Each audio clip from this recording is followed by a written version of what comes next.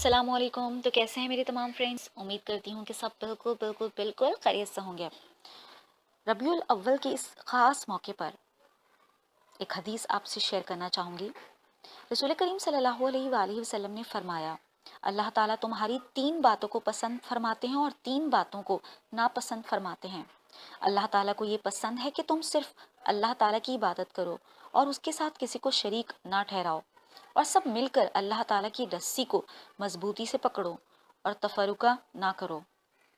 اور اللہ تعالیٰ فضول بحث کرنے، بکثرت سوال کرنے اور مال ضائع کرنے کو ناپسند فرماتے ہیں.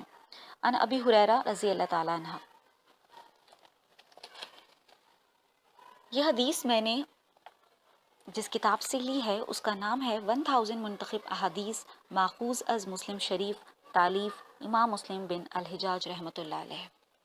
جتنا ہو سکے ربیع الاول کے اس خاص مہینے میں اور آنے والے تمام مہینوں میں اس حدیث سے مبارکہ کو زیادہ سے زیادہ شیئر کیجیے تاکہ ہمیں پتہ چل سکے کہ ہمیں اسراف کا حکم نہیں ہے، یعنی چیزوں کو ضائع کرنے کا حکم ہمیں نہیں ہے، اور ہمیں جو حکم ہے اللہ تعالیٰ کی پسند کے مطابق اسے ہم ضرور فالو کریں، اور ہم پر جو اور حدیث مبارکہ کے مطابق اور رسول کریم صلی اللہ علیہ وآلہ وسلم کی سنت کے مطابق اپنی زندگی کو بنانے کی کوشش کریں.